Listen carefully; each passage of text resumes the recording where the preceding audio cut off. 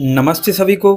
मित्रों, वैचारिक मंथन एक्स ईमान वाला यूट्यूब चैनल पर मैं आपका साथी आशीष चौरसिया आप सभी का हार्दिक स्वागत एवं अभिनंदन करता हूं।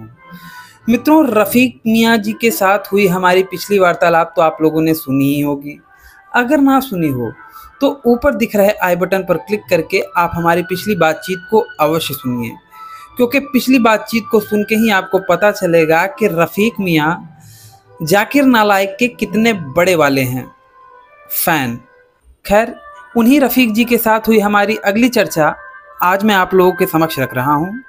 आप सब भी सुनिए एवं विचार कीजिए।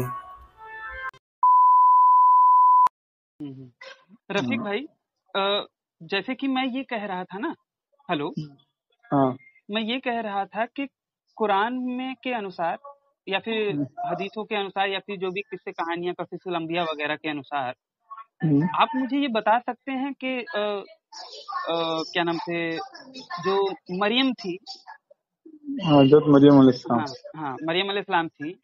अ, उन उनके पास कितने फरिश्ते आए थे उनको शुभ सूचना देने के लिए? कितने फरिश्ते? हाँ। मैं तो इतना कंफर्म कुछ ध्यान इतना कभी मैं गौर नहीं किया। मैं बताऊं, मेरे पास है, इसलिए मैं थोड़ा कंफ्यूज हूँ, इसलिए मैंने सोचा कि आपसे पूछूं कि हाँ, आपका बोलो। क्या विचार है। जैसे कि सूरा मरियम में आयत नंबर 17 में बोला गया है, फिर हम्म, उसने उनसे पर्दा कर लिया, ठीक है, हम्म, हम्म, तब हमने उसके पास अपनी रूह को भेजा और वह उसके सामने एक पूर्ण मनुष्य के रूप में प्रकट हुआ। एक पूर्ण मनुष्य के रूप में प्रकट हुआ। यहाँ पे जो बताया गया है, इससे पता चलता है कि एक मनुष्य था, एक मनुष्य के रूप में फरिश्ता आया, मतलब एक फरिश्ता है, राइट? हम्म। आपको क्या लगता है? मैं जहाँ तक का मेरे को मालूम है कि मरियम अलैहिस्सलाम को मतलब रूह फूके गया ना जिब्राइल उनको। अलैहिस्सलाम आए थे, आई थिंक। अभी उतना तो मैं बता ना तुम्हारे को, नाम से वाकिफ नहीं हूँ मैं। मालूम सिर्फ वो है कि मतलब उनको उनके मतलब रूह फूका गया और उनका हमल है ना, ऐसा अपना 9 महीने वाला हिसाब नहीं था। ऐसा लेकिन पर्टिकुलर रूह फूका गया हम्म, विद इन उनको शहर के बाहर जाने को कहा गया। जी जी जी एक टेका लगा के बैठने को गया विद इन टाइम मिनट्स में, मतलब उसी वक्त में हो गया। जी जी। ऐसा आपको मतलब ऐसा प्रेगनेंसी वाला हिसाब नहीं था कि मतलब 9 महीने तक होगा, ये होगा, वैसा वाला हिसाब नहीं जी जी, आपको मेरी आवाज आ रही है ना भाई? था। हाँ, आ रही है। मैं ये कह रहा हूँ कि यहाँ पे एक फरिश्ता बोला गया है, अल्लाह ताला एक फरिश्ता बोलते हैं, जबकि एक और आयत है उसमें अल्लाह ताला कई सारे फरिश्तों का जिक्र करते हैं। नहीं, अभी तुम बोलेगा ना तो ढूंढना पड़ेगा। मैं बताना इतना तो मैं गौर में ध्यान नहीं दिया, सिर्फ फरिश्ते का बात सुना हूँ। अगर आप देख सके तो वो बनाए मेहरबानी, अगर आप देख सके तो। नहीं ना, वो समझना पड़ता भाई मेरे को ना। ऐसा पूरा अल्फाज में जेर जबर में एक को ले रहे कि ज्यादा को ले रहे, फरिश्ते एक फरिश्ता है, वो सब उसमें जेर जबर में जरा कंफ्यूजन होता है। क्योंकि मैं आपको अच्छा बता देता हूँ, आप चेक कर लीजिएगा। सूरा हम्म, मरियम और आयत नंबर 17 में बोला गया है एक फरिश्ते का जिक्र है, ठीक है। बरोबर। और सूरा अल इमरान आयत नंबर 45 में एक से अधिक फरिश्तों का जिक्र है। अगर आप कहें तो मैं पढ़ के बता दूं या फिर आप देखेंगे तब आप समझेंगे।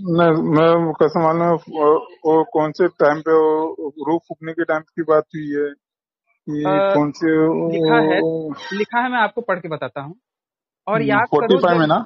और याद करो जब फरिश्तों ने कहा, ए मरियम, अल्लाह तुम्हें अपने एक कलीमे की शुभ सूचना देता है जिसका नाम मसीह मरियम का बेटा ईसा होगा।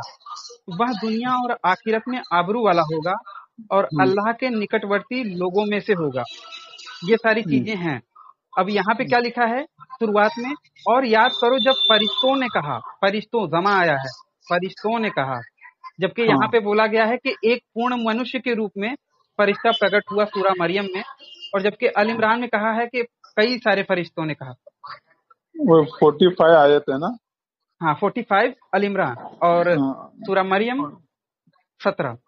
17। मैं बताना तुम्हारे को वो वाक्य में मतलब कैसा है कि मतलब एक ताल्लुक होता है कि मतलब मरियम अलैहिस्सलाम से वास्ता हो रहा है बात, क्या जकरिया याहिया अलैहिस्सलाम के सामने में कुछ ऐसा है उसकी इसमें, तो नहीं वो चेक करने। भाईजान, मेरा कहना यह है ना कि जो भी बोला गया है वो सही है, लेकिन बस मुझे फरिश्तों की संख्या पे डाउट आ रहा है, तो उससे अभी मैं थोड़ा सा आपसे। मैं भी वही बता रहा हूँ, अभी चेक करना पड़ेगा ना, अभी हाँ, तो आप कैसा चेक है कर वो। लीजिएगा, कोई हाँ, बात कि नहीं। मैं भी फटाक से अभी जवाब नहीं दे पाऊंगा, क्योंकि नहीं मैं नहीं, कोई। इतना ध्यान नहीं तो फिर और अपने को समझ में नहीं आता, मालूमात नहीं, तो खामोशी बेटर है कुछ बोलने से अच्छा। अच्छा, आप ये बता सकते हैं कि अल्लाह कौन सा पाप क्षमा नहीं करता? हर पाप क्षमा करता है सिवाय एक पाप के। वो पाप जानते हैं आप कौन सा है? शीख के बोलते हैं। शिर्क ना, शिर्क क्षमा नहीं करता कभी भी अल्लाह। हम्म। अ, इसका सूरा निसा आयत नंबर 48 में भी यही बात बोली गई है कि अल्लाह हर एक गुनाह माफ कर देगा, लेकिन शिर्क को कभी माफ नहीं करेगा। हम्म। और यही बात हदीसों में भी बोली गई है, कई सारी हदीसें हैं। हम्म। लेकिन मैं कहता हूं कि अल्लाह शिर्क को भी माफ किया है। तो बस मित्रों, आज का हमारा ये वीडियो यहीं पे समाप्त होता है। अगर ये बातचीत आप लोगों को पसंद आई हो तो इसे कम से कम 5 मिनट का समाधान देते हुए अपने मित्र मंडली में शेयर अवश्य करें। हो सकता है आपके एक शेयर से हमारा कोई भाई या बहन इनकी सच्चाई से अवगत हो जाए और भटकने से बच जाए। अगर आप सामर्थ्यवान हैं और मुझे मेरे इस कार्य में सहयोग करना चाहते हैं तो स्क्रीन पर दिख रहे QR कोड पर आप मुझे सहयोग कर सकते हैं। और अंत में चलते चलते आपसे यही निवेदन करना चाहूँगा कि देखिए, बाकियों के लिए तो जन्नत और जहन्नुम है, परंतु आपको पुनः इसी धरती पर आना है। तो इस धरती माँ की रक्षा के लिए अपने जीवन काल में प्रतिवर्ष एक पेड़ अवश्य लगाएं। इस वीडियो को अंत तक देखने के लिए आप सबका बहुत बहुत धन्यवाद। नमस्ते जी, जय श्री राम, हर हर महादेव, जय माँ भारती। हाँ, आप ऐसे बात बोलिए। मेरा नाम अब्दुल्ला खान, मैं एक मुस्लिम लड़का। ठीक है, उसमें मेरी गलती नहीं है ना। सुनिए भाई, बात सीरियसली कर रहे, आप मजाक में मत लीजिए। नहीं भाई, मैं अगर सच कह मजाक रहा कर हूँ। रहे हो, मैं बात नहीं करूँगा। नहीं नहीं नहीं, बिल्कुल। जो मजाक करे उसकी ऐसी तैसी, यार कौन मजाक कर रहा है?